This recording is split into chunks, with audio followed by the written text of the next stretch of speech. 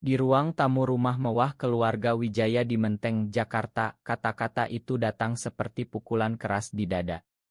Kamu cuma pemburu harta yang ingin merusak hidup anak kami, bentak Bapak Wijaya sambil menatapku dengan mata penuh amarah, jari telunjuknya mengarah langsung ke wajahku. Aku, Dimas Saputra, berdiri membeku di sana, tangan Ahri yang memegang erat tanganku terasa dingin karena ketegangan. Bagaimana bisa hari yang seharusnya menjadi momen bahagia kami berubah menjadi mimpi buruk seperti ini? Keluarga Ahri baru saja mengetahui rencana kami untuk upacara komitmen sederhana, dan reaksi mereka langsung meledak. Ibu Ahri menangis di sudut ruangan sambil memegang dada, adik-adik Ahri saling berbisik dengan wajah jijik, sementara sepupu-sepupunya hanya menunduk malu. Udara di ruangan itu terasa berat, bau kopi Arab yang tadi disajikan kini terasa pahit di lidahku. Ahri mencoba bicara, suaranya gemetar, "Pak Dimas bukan seperti itu. Kami saling mencintai, Pak," tapi suaranya tenggelam dalam teriakan Bapak Wijaya yang semakin keras. Aku merasa lututku lemas. 5 tahun bersama Ahri, 5 tahun menyembunyikan perasaan kami dari dunia luar, dan sekarang semuanya hancur hanya karena satu pengakuan. Ingatanku melayang kembali ke Bandung, kampung halamanku yang tenang, di mana aku pertama kali menyadari siapa diriku sebenarnya. Saat itu aku baru 16 tahun, duduk di bawah pohon mangga belakang rumah, menangis sendirian setelah menyaksikan teman-temanku pacaran dengan gadis-gadis. Aku tahu aku berbeda. Ayahku yang sudah almarhum selalu mengajarkan bahwa laki-laki harus menikah dengan perempuan, membangun keluarga besar. Ibu masih hidup, tapi setiap kali aku pulang, dia selalu bertanya, "Kapan kamu bawa calon istri, Dim?" Pertanyaan itu seperti pisau yang menusuk pelan-pelan. Aku pindah ke Jakarta 5 tahun lalu untuk bekerja sebagai desainer grafis di sebuah agensi kecil.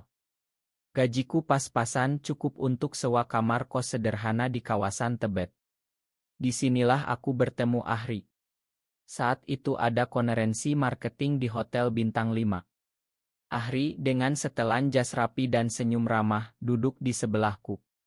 Kami mulai bicara tentang desain, tentang Jakarta yang sibuk, tentang mimpi-mimpi kecil. Tak kusangka obrolan ringan itu berubah menjadi pertemanan, lalu perasaan yang lebih dalam. Malam pertama kami jalan bersama di Monas, angin malam Jakarta yang hangat menyapu wajah kami. Ahri memegang tanganku pelan di bawah cahaya lampu taman. "Aku merasa aman bersamamu, Dim," katanya pelan. Saat itu aku tahu aku tidak sendirian lagi. Tapi Jakarta bukan tempat yang mudah untuk orang seperti kami. Di kantor aku selalu harus berpura-pura, tertawa ketika rekan kerja bercanda tentang cewek. Di kampung ibuku masih menunggu cucu. Tekanan itu membuatku sering terjaga malam-malam, bertanya-tanya apakah cinta ini layak diperjuangkan. Ahri selalu bilang, "Kita hadapi bersama." Tapi sekarang di ruang tamu mewah ini, kata pemburu harta itu menggema keras. Aku melihat Ahri memeluk ibunya yang menangis, sementara Bapak Wijaya masih berdiri dengan tangan terkepal. Aku mundur selangkah, merasa dadaku sesak. Apakah ini akhirnya? Apakah 5 tahun kami hanya ilusi? Air mata mulai menggenang di mataku, tapi aku tahan. Di luar jendela besar, lampu-lampu Jakarta berkelap-kelip, seolah-olah kota ini ikut menertawakan kami. Aku ingat bagaimana Ahri pernah membawaku ke rumahnya diam-diam saat orang tuanya sedang ke luar negeri. Kami duduk di teras belakang, minum teh hangat, bicara tentang masa depan. "Suatu hari nanti kita akan punya rumah kecil di pinggir pantai," katanya sambil tersenyum. Aku percaya saat itu. Sekarang semua itu terasa jauh. Bapak Wijaya melangkah mendekat, suaranya dingin. "Kamu dari mana? Kerja apa? Gajimu berapa? Jangan kira aku tidak tahu orang seperti kamu hanya mau harta keluarga Wijaya." Kata-kata itu seperti cambuk. Aku ingin membela diri, tapi lidahku keluh. Ahri menatapku dengan mata penuh permohonan, seolah meminta aku bertahan. Di saat itu aku merasa paling kecil di dunia ini. Aku yang hanya punya gaji 15 juta sebulan, apartemen sewa kecil, dan mimpi sederhana. Sementara Ahri punya segalanya, mobil mewah, bisnis keluarga, dan nama besar. Apakah aku memang salah? Apakah cinta ini hanya kesalahan? Pikiran-pikiran itu berputar di kepalaku seperti badai. Ibu Ahri akhirnya bangkit, suaranya lemah. Ahri, kamu harus pikirkan masa depan. Keluarga kita punya reputasi. Ahri menggeleng keras. Ibu, Dimas adalah masa depanku. Ruangan itu hening sejenak, hanya terdengar isak tangis Ibu Ahri. Aku merasa harus pergi. Aku melepaskan tangan Ahri pelan berbalik menuju pintu. Ma, bisikku pelan meski tak tahu untuk apa aku meminta ma. Udara malam Jakarta menyambutku ketika aku keluar. Aku berjalan tanpa tujuan melewati trotoar yang basah karena hujan tadi sore.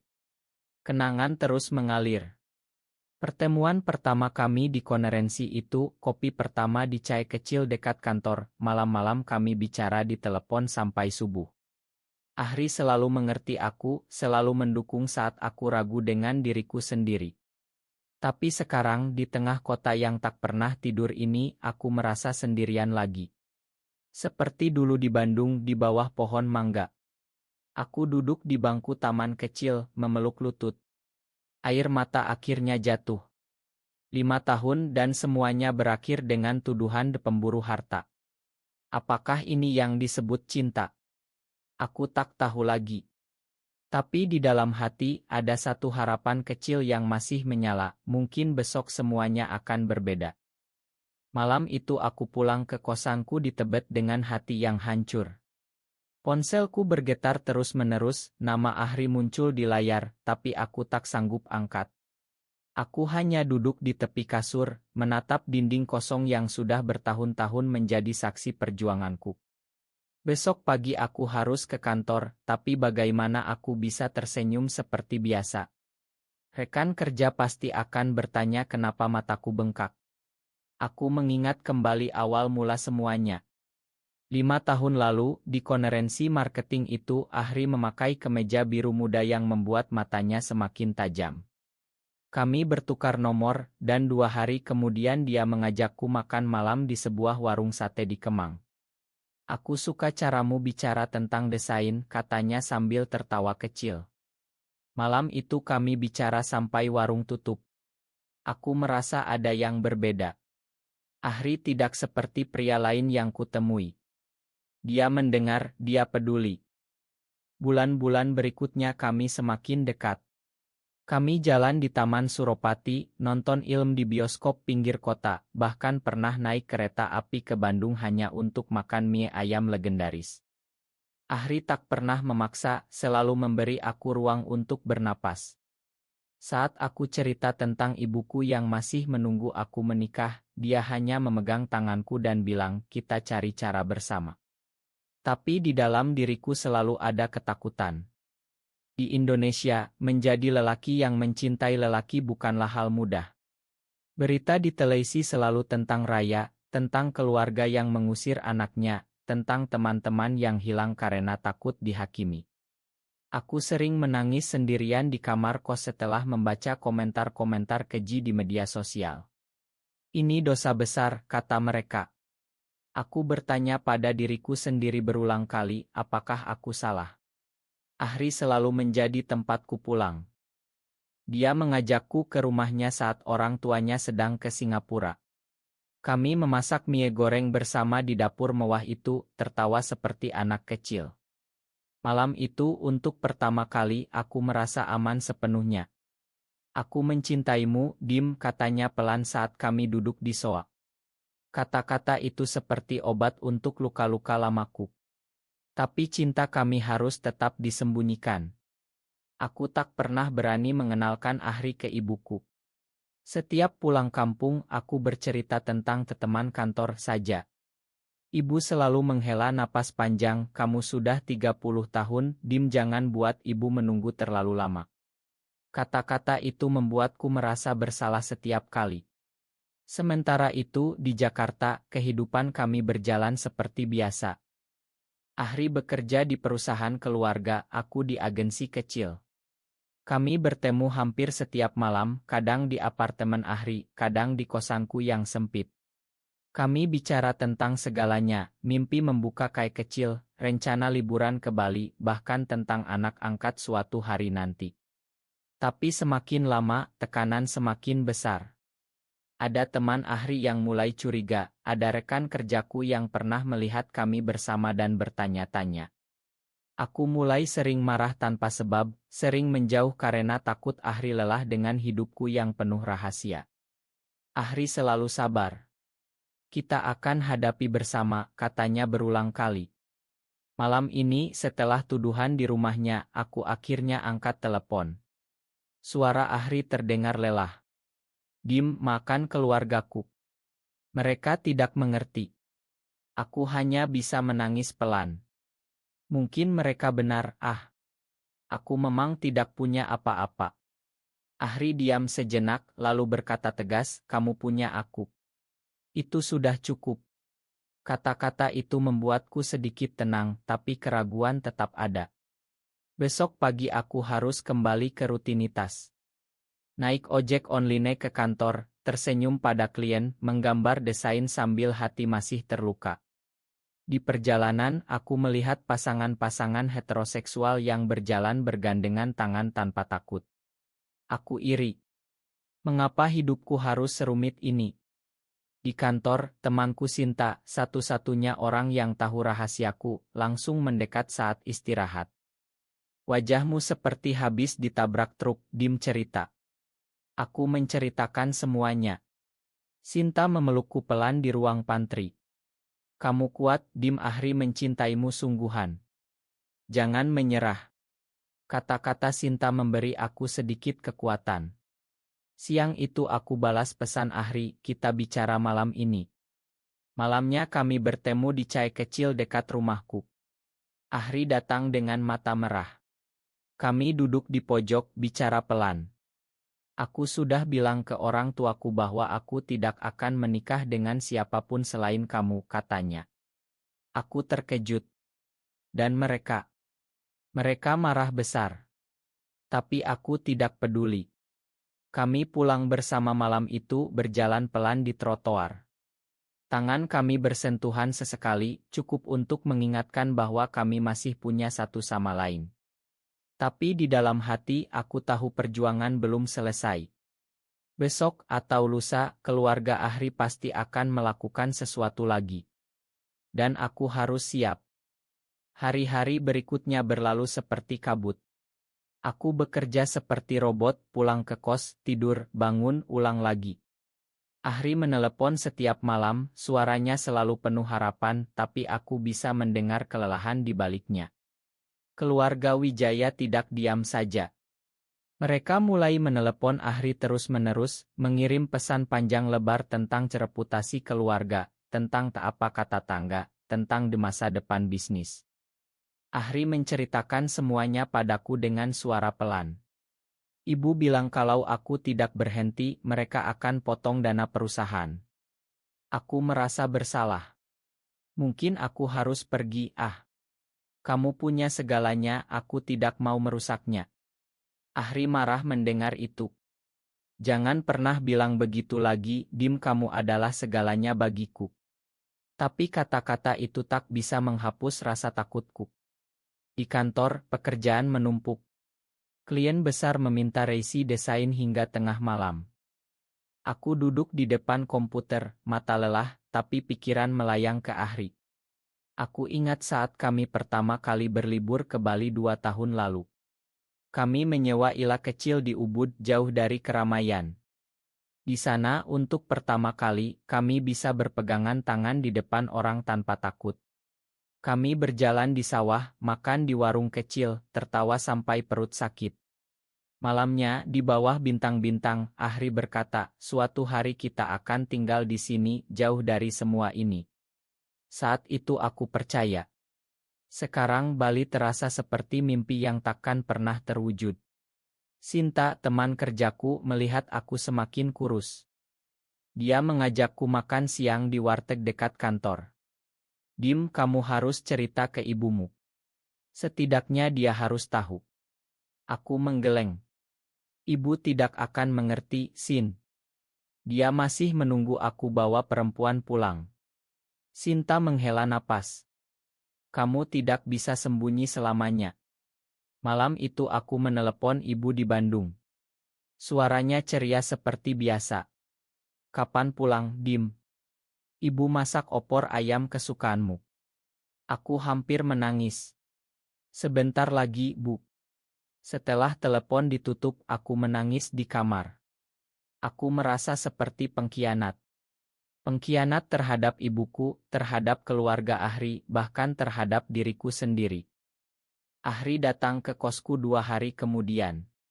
Kami duduk di lantai, makan nasi goreng bungkus. Orang tuaku mengundangmu lagi besok malam, katanya pelan. Aku terkejut. Mereka mau apa lagi? Mereka bilang mau bicara baik-baik. Aku setuju meski hati berdebar.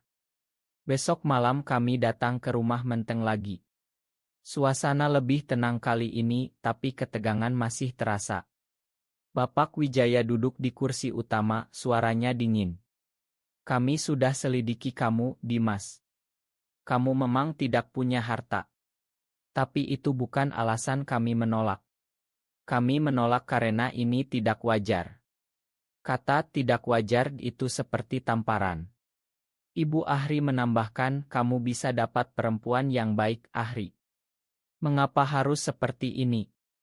Ahri berdiri, suaranya tegas. Karena aku mencintai Dimas, Bu. Bukan karena apa-apa lagi. Ruangan hening. Aku merasa kecil lagi. Malam itu kami pulang tanpa kata. Di mobil, Ahri memegang tanganku. Mereka butuh waktu. Tapi aku tahu waktu mungkin tidak cukup. Tekanan semakin berat. Ada rumor di lingkungan bisnis bahwa keluarga Wijaya sedang ada masalah keluarga. Ahri mulai kehilangan kontrak kecil. Aku melihat dia semakin kurus. Aku mulai berpikir untuk pergi. Mungkin jika aku menghilang, Ahri bisa kembali ke hidup normalnya. Aku menulis surat panjang di ponsel, tapi tak pernah kukirim. Di akhir pekan, kami pergi ke pantai Ancol hanya berdua. Duduk di pasir, menatap laut. Ahri bersandar di bahuku. Jangan pernah tinggalkan aku, Dim. Aku memeluknya erat. Di saat itu aku berjanji dalam hati aku akan bertahan. Apapun yang terjadi. Tapi di dalam badai masih mengamuk. Tekanan semakin menjadi. Berita di grup keluarga besar Wijaya mulai beredar. Ada yang bilang Ahri terpengaruh orang luar. Ada yang mengirim pesan langsung padaku, pergi jauh-jauh dari Ahri kalau kamu benar-benar sayang dia. Aku membaca pesan-pesan itu di malam hari, sendirian di kos. Aku merasa seperti penjahat. Di kantor, bos memanggilku. Dimas, kamu kelihatan tidak fokus akhir-akhir ini. Ada masalah. Aku hanya tersenyum paksa. Tidak, Pak. Semuanya baik-baik saja. Tapi semuanya tidak baik. Ahri mulai sering sakit kepala karena stres. Kami bertemu lebih jarang karena dia harus menghadiri rapat keluarga hampir setiap malam. Suatu sore, Sinta mengajakku ke Kai. Dim, kamu harus cerita ke ibumu sekarang. Sebelum semuanya terlambat. Aku akhirnya setuju. Akhir pekan itu aku pulang ke Bandung. Ibu menyambutku dengan pelukan hangat dan opor ayam. Kami duduk di teras rumah kecil kami. Aku menghela napas panjang. Bu, aku ada yang harus cerita. Ibu menatapku dengan mata penuh harap. Saat aku bilang bahwa aku mencintai seorang pria, wajah ibu berubah. Dia diam lama. Lalu air matanya jatuh. Dim, kenapa kamu seperti ini? Apa ibu salah mendidik? Aku menangis bersama ibu malam itu. Ibu tidak marah, tapi kecewa yang terasa lebih sakit. Ibu butuh waktu, Nak. Aku pulang ke Jakarta dengan hati semakin berat. Ahri menjemput di stasiun. Dia memelukku lama di parkiran. Apapun yang terjadi, aku di sini. Tapi di rumah Wijaya, situasi semakin buruk. Bapak Wijaya memanggil pengacara keluarga, membahas perlindungan aset. Mereka takut aku akan mengambil warisan Ahri. Aku mendengar kabar itu dari Ahri yang menangis di telepon. Mereka tidak mengerti, Dim. Mereka tidak tahu betapa aku mencintaimu. Aku mulai merasa lelah. Aku mulai menghindari Ahri, bilang sibuk kerja. Sebenarnya aku hanya takut melihat dia menderita karena aku. Suatu malam, aku duduk di jembatan layang dekat kos, menatap lalu lintas Jakarta yang tak pernah berhenti. Aku berpikir untuk pergi ke Bali sendirian, memulai hidup baru. Meninggalkan semuanya. Tapi saat itu ponsel berdering. Ahri. Dim, aku di depan kosmu. Tolong turun. Aku turun. Ahri berdiri di bawah hujan gerimis, basah kuyup. Jangan tinggalkan aku, katanya sambil memelukku. Kami berdiri di sana, basah kuyup, tapi hangat karena pelukan. Malam itu kami bicara sampai pagi. Ahri bilang dia siap melawan keluarganya. Aku sudah dewasa, Dim, ini hidupku. Kata-kata itu memberi aku kekuatan. Tapi di luar sana, dunia masih sama. Berita tentang pasangan sesama jenis yang diusir keluarga masih sering muncul di media. Aku takut kami akan jadi salah satunya. Sinta datang ke kos suatu hari, membawa makanan. Kalian berdua kuat. Jangan menyerah. Kami bertiga duduk di lantai kos, bicara sampai malam. Untuk pertama kali setelah lama, aku merasa ada harapan. Tapi besok adalah hari yang menentukan. Keluarga Wijaya mengundang kami lagi untuk pembicaraan akhir. Aku tahu ini bisa jadi akhir atau awal baru. Aku berdoa dalam hati semalaman. Hari pembicaraan akhir itu tiba. Kami datang ke rumah Menteng dengan hati berdebar. Kali ini bukan hanya keluarga inti, tapi ada paman, bibi, dan bahkan pengacara.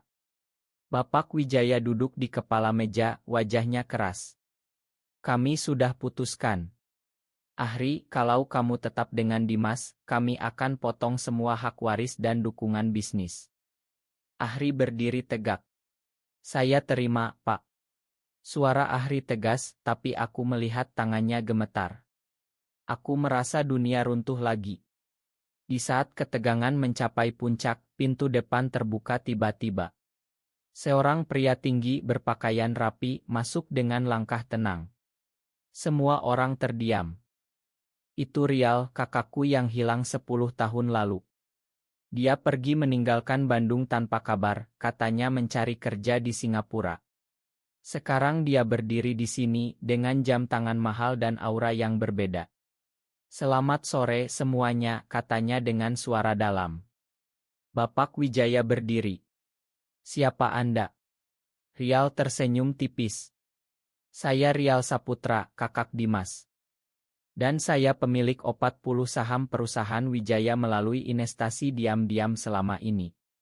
Ruangan langsung hening. Semua mata tertuju pada Rial. Dia melanjutkan, suaranya tenang tapi kuat. Saya tahu segalanya tentang adik saya dan Ahri. Saya mendukung mereka sepenuhnya. Dan kalau ada yang masih berani menyebut Dimas pemburu harta, silakan bicara langsung dengan saya. Bapak Wijaya terduduk lemas. Ibu Ahri menutup mulut dengan tangan. Rial mendekatiku, memelukku erat. Ma baru datang sekarang, Dim, kakak sudah sukses di bisnis properti dan tambang. Aku tidak mau kamu menderita sendirian lagi. Air mataku jatuh. Rial menatap keluarga Wijaya satu persatu. Cinta mereka nyata. Kalian yang buta. Kalau kalian terus menentang, saya akan tarik semua investasi saya. Dan percaya itu akan membuat perusahaan kalian goyah. Tak ada yang berani bicara. Bapak Wijaya akhirnya mengangguk pelan. Kami minta maaf. Malam itu untuk pertama kali, keluarga Wijaya duduk bersama kami. Mereka mendengarkan cerita Rial tentang perjuangannya di Singapura, tentang bagaimana dia selalu mengawasi aku dari jauh. Rial juga cerita bahwa dia sendiri pernah mengalami hal serupa dulu, meski akhirnya memilih jalan berbeda. Tapi saya tidak akan biarkan adik saya mengalami hal yang sama, katanya. Ahri memegang tanganku di bawah meja. Senyumnya kembali. Aku merasa beban di dada hilang sedikit demi sedikit. Rial mengajak kami makan malam bersama. Suasana pelan-pelan mencair. Ibu Ahri bahkan bertanya tentang pekerjaanku, suaranya sudah lebih lembut. Saat kami pulang, Rial menepuk bahuku. Kamu kuat, Dim, sekarang saatnya kamu bahagia. Malam itu aku tidur nyenyak untuk pertama kali setelah berminggu-minggu. 2 bulan kemudian kami akhirnya mengadakan upacara komitmen kecil di Ila milik Rial di Bali. Hanya keluarga dekat dan teman-teman. Ibu datang dari Bandung meski masih agak canggung, tapi dia memelukku erat. Ibu senang melihat kamu bahagia, nak. Keluarga Wijaya juga datang meski masih kaku, tapi mereka tersenyum. Bapak Wijaya bahkan menjabat tanganku. Makan kami dulu, Dimas. Ahri berdiri di sebelahku di bawah pohon kelapa, angin laut menyapu rambut kami. Kami bertukar cincin sederhana, bukan karena hukum, tapi karena hati. Rial berdiri di belakang, tersenyum bangga. Sinta mengambil oto-oto, tertawa bahagia. Di pantai saat matahari terbenam, aku dan Ahri berjalan bergandengan. Terima kasih sudah bertahan, bisik Ahri. Aku memeluknya erat. Kita bertahan bersama. Perjalanan ini mengajarkanku banyak hal. Bahwa identitas bukanlah sesuatu yang harus disembunyikan selamanya. Bahwa keluarga bisa berubah kalau diberi waktu dan kebenaran. Bahwa cinta sesama jenis bisa sekuat apapun asal kita berani. Aku sekarang bekerja di perusahaan Rial, punya posisi yang lebih baik. Ahri masih di bisnis keluarga, tapi sekarang dengan dukungan penuh. Kami pindah ke apartemen baru di Jakarta Selatan, tempat yang lebih besar untuk masa depan. Kadang aku masih ingat malam-malam gelap dulu, tapi sekarang aku tersenyum. Karena aku tahu aku tidak sendirian. Rial sering datang berkunjung membawa cerita tentang bisnisnya. Ibu mulai terbiasa bahkan bertanya tentang Ahri setiap telepon. Kehidupan berjalan tidak sempurna tapi penuh harapan. Di pantai Bali itu, saat aku memeluk Ahri di bawah cahaya senja, aku merasa akhirnya pulang. Pulang ke diriku sendiri. Pulang ke cinta yang benar. Apakah benar bahwa prasangka keluarga selalu lebih kuat daripada cinta sejati? Benar atau salah?